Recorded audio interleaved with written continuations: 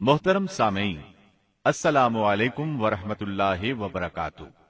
इस बार हम आपके लिए पेश कर रहे हैं किससुल अंबिया। चुनाचे अब हम आपको इदरीस अलैहिस्सलाम के बारे में बताते हैं। एक हदीस में है कि आदम और शीस अलैहिस्सलाम के बाद इदरीस अलैहिस्सलाम पहले नबी हैं। एक दूसरी हदीस में है कि इदरीस अलैहिस्सलाम पहले नबी हैं जिन्होंने कलम के जरिए लिखा और लोगों को किताबत सिखाई। हाफिज इब्ने कसीर ने उनका हुलिया कुछ यूं बयान किया है: पूरा कदो कामत, खूबसूरत, खूब रू, घनी दाढ़ी, उम्दा औसाफ के मालिक, चौड़े कंधे, मजबूत हड्डियां, दुबले पतले, सुरमगी चमकदार आंखें, गुफ्तगू बावकार, खामोशी पसंद, संजीदा और मतीन, चलते हुए नजर नीची, इंतहाई फिक्र खौज के आदि, गुस्से के वक्त सख्त गजबनाक, बातें करने में शहादत की उंगली से बार बार इशारा करने के आदि। इदरीस अलैहिस्सलाम शीस अलैहिस्सलाम की शरीयत पर अमल पैरा रहे। चूंकि इदरीस अलैहिस्सलाम रसूल भी थे, इसलिए अल्लाह की तरफ से मुस्तकिल उन पर शरीयत नाजिल हुई, जिसकी तशरीह व तफसीर करके लोगों को अहकाम इलाही से आगाह फरमाते।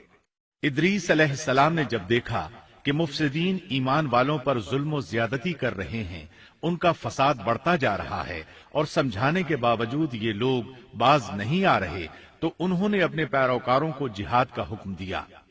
इदरीस अलैहिस्सलाम पहले शख्स हैं जिन्होंने अल्लाह के रास्ते में जिहाद किया, गनीमतें हासिल की और दुश्मनों को कैदी बनाया। लेकिन गनीमतें और कैदी उनके लिए हलाल नहीं थे। रसूलुल्लाह सल्लल्लाहु अलैहि वसल्लम पहले रसूल हैं जिनके लिए गनीमतें हलाल की गईं। लेकिन ये बात यकीनी है कि जिहाद सबसे पहले इदरीस अलैहिस्सलाम ने किया। उन्होंने जिहाद के लिए सबसे पहले एक लश्कर तैयार किया, फिर उस लश्कर को दो हिस्सों में तकसीम किया। एक हिस्सा प्यादों पर मुश्तमिल था, दूसरा सवारों पर। चुनाचे भरपूर तैयारी के बाद इदरीस अलैहिस्सलाम ने काबिल की कौम पर चढ़ाई कर दी। हक व बातिल के दरमियान जबरदस्त मारके हुए। आखिरकार इदरीस अलैहिस्सलाम ने उन्हें घुटने टेकने पर मजबूर कर दिया। उनका बहुत सा माल व असबाब लूट लिया और लोगों को कैदी बना लिया।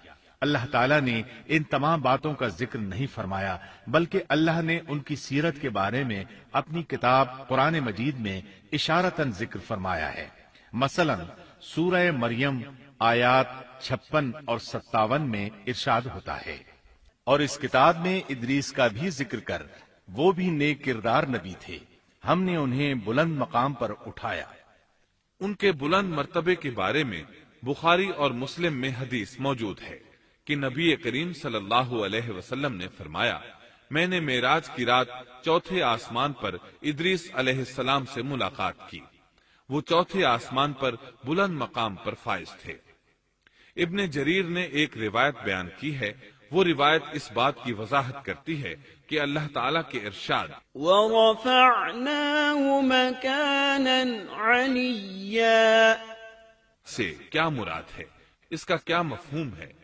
इब्ने जरीर के अलावा दीगर बड़े बड़े मुफस्सिरीन और मुअर्रिखीन ने भी इस रिवायत को जिक्र किया है, लेकिन इसकी कोई सही सनद नहीं मिल सकी। वो रिवायत ये है। इब्ने अबी हातिम वगैरह ने इस रिवायत को हिलाल बिन यसार से बयान किया है।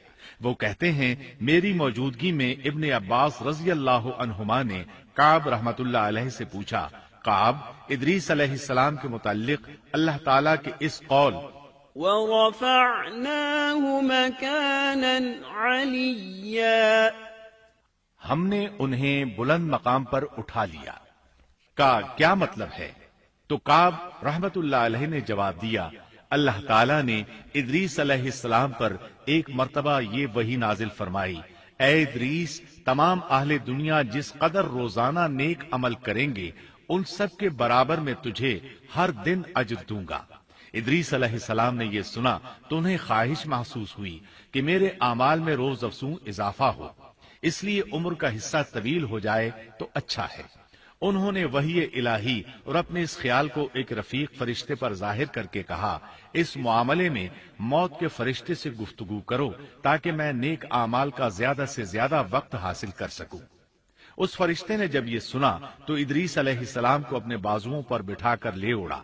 जब ये चौथे आसमान से गुजर रहे थे तो मौत का फरिश्ता जमीन पर आने के लिए उतर रहा था। वहीं दोनों की मुलाकात हो गई। दोस्त फरिश्ते ने मौत के फरिश्ते से इदरीस अलैहिस्सलाम के बारे में गुफ्तगू की। मौत के फरिश्ते ने दरियाफ्त किया, इदरीस अलैहिस्सलाम कहाँ हैं? उसने कहा, मेरी पुश्त पर।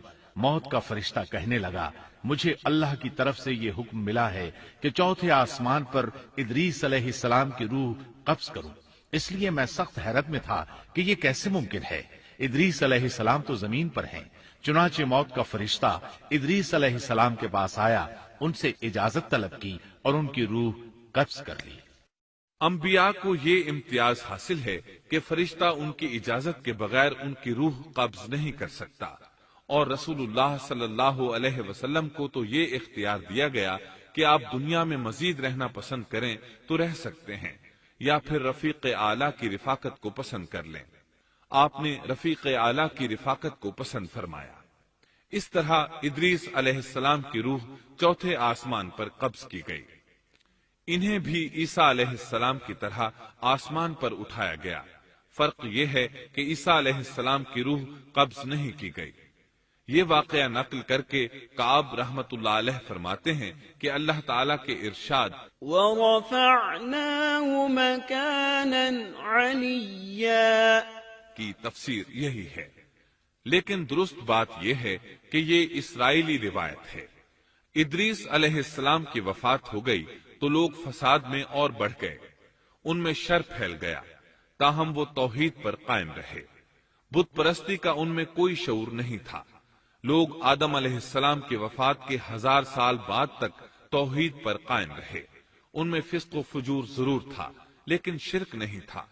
अल्लाह ताला के इस इरशाद कानन्नासु उम्मतन वाहिदह, दरअसल लोग एक ही उम्मत थे, का यही मतलब है।